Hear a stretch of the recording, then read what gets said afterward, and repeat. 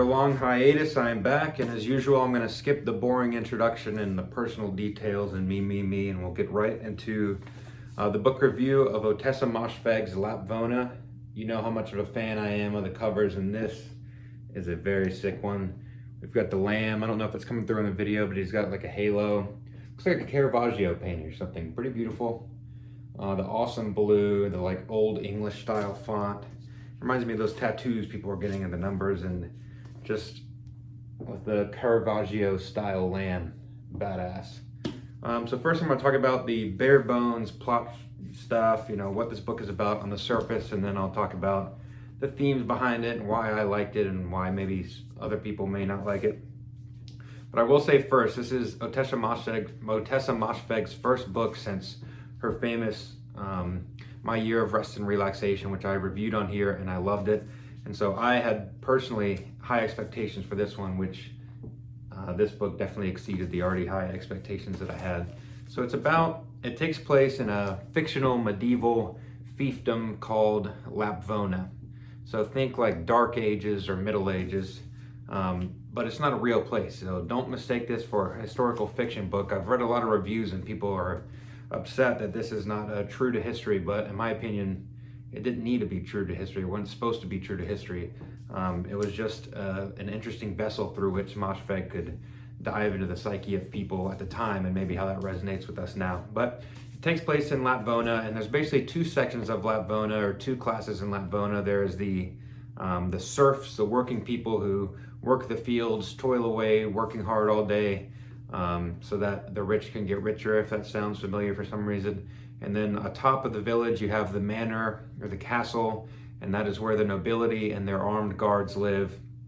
And this is like old school style fiefdom, where people just have a blind loyalty to their lord and they question nothing, and the lord is almost deified. Although he's not literally seen as a god, they treat him like we treat maybe our celebrities or something.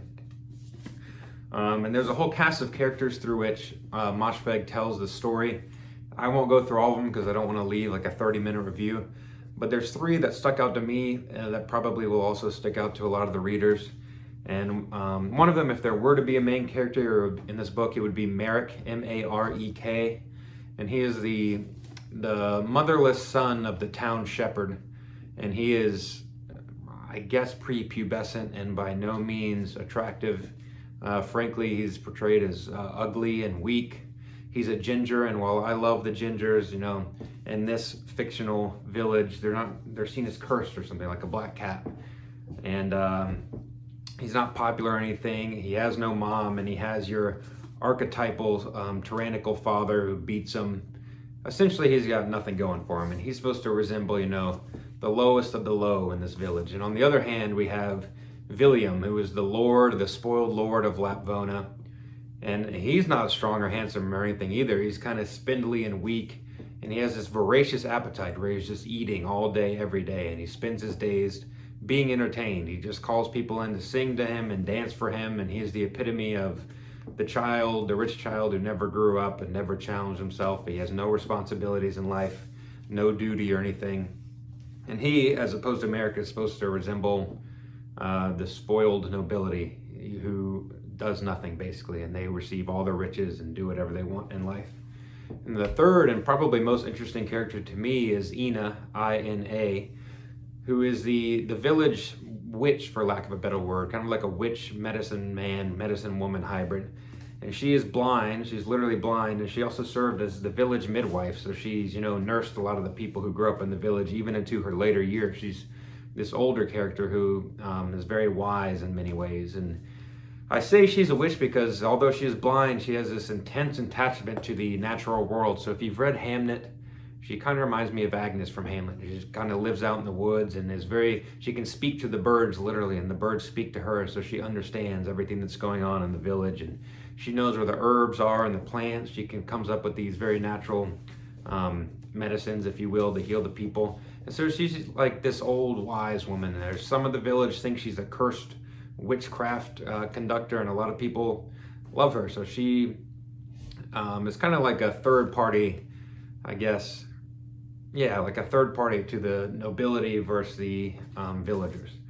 And so Moshfegh basically uses the characters and some side characters to show us the goings-on of the village. And without giving away too much of the plot, I will say that Merrick, who is the motherless, poor shepherd boy, through a crazy twist of fate and destiny, ends up very close to the nobility, or some might say in the nobility.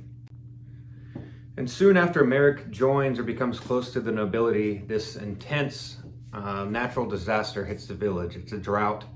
And something I didn't mention before when I was talking about the fictional Lapvona is that this is a very intensely religious village, old school Christianity, what I like to call Old Testament. Blind faith, fire and brimstone type stuff, you know, the devil is amongst us type Christianity, which makes for an interesting read as is.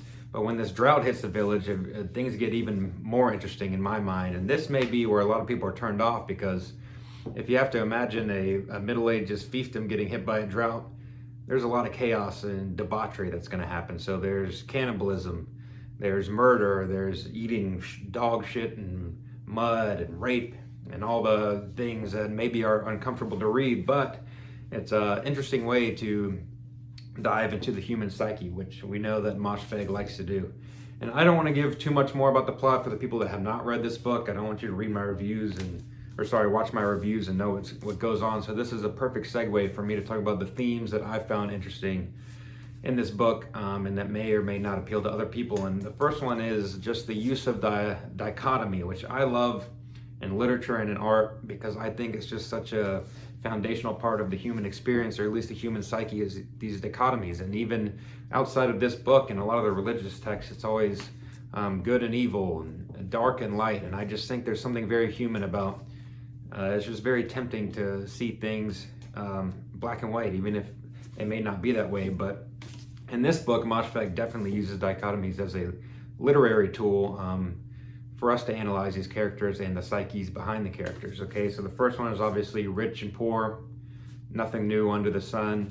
So when this drought hits, how does this affect the poor people, the villagers, and how does this affect the rich people, and how does the relationship between these two change? And I don't think I'm giving away too much when I say that it affects the poor people more negatively than it affects the rich people. So the rich people are not eating dog shit, whereas the poor people are, and half the population of the village is wiped out by this drought, and none of the nobility dies or suffers any kind of illnesses. And another interesting one, this is the most interesting one to me, is blindness and I guess seeing, because Ina is the blind witch. She cannot literally see, but she's the only one of the villagers who seems to understand that the greed of the nobility is affecting the well-being of the poor people. And it's just so interesting that it's the blind woman who, not only through intuition, but also the fact that she can talk to the birds, she sees the entire goings-on of the villages. And there's some life lessons in that too. Another dichotomy is what happens when you take Merrick, the poor of the poor and the worst off, probably of anyone I've ever read in any character in any book, and he goes from the poorest of the poor, and now he's more or less the rich of the rich. How does that affect somebody? And that's just a dichotomy at play. And another one, I didn't mention this character, but there's the priest of the village. His name is Father Barnabas, who is not, he has no faith. He's not actually religious. He just enjoys getting to live in the manor with the Lord. What happens when chaos descends on the village and he is literally faced with the devil? And it's another question that this book brings up, is it seems like all of the nobility, they're not religious, but they're in a super intensely religious village. And that's something that harkens me back to Nietzsche and his slave morality thing. And of course, Christianity will appeal to poor people, because if you're rich and you have everything in life, you don't need God. And if you're poor and you have nothing, then you need God, literally. So that's definitely present in this book. Don't want to say what happens at the end, but I'll talk about why I read some bad reviews. The thing about this book is a lot of people read books and they're looking for answers. And this has no answers. This is not like a self-help book or anything like that. This book asks questions, and it's up to the reader to answer the questions, or at least explore that part of themselves, which can make people very uncomfortable. And so if someone says, I haven't read a book in 5 years, give me a recommendation, I would not read this book. but someone who maybe has read pseudo-philosophical stuff and is familiar with the religious text, or at least the themes and meanings behind them. This is a book for that type of person.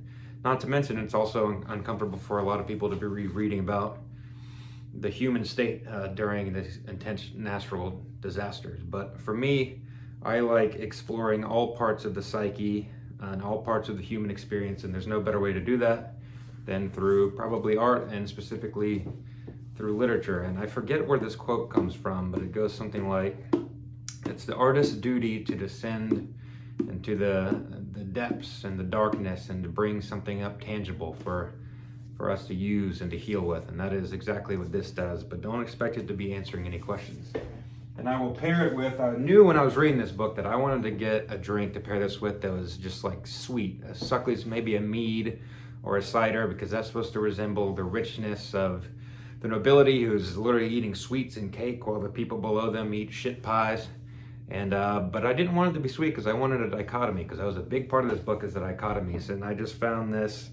It's the Angry Orchard Iceman. And look at the ruggedness of this. He looks like a dwarf from Lord of the Rings.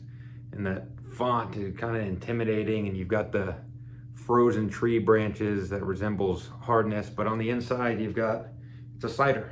It's sweet. And not to mention how perfect is this, that the color coordination. And so if you pick this up and you're thirsty or you just want to get fucked up, get some Angry Orchard Iceman. It's a good one. Until next time, thank you. Attune for your time. There's a crack in the altar, pale light through the break, like crooked teeth.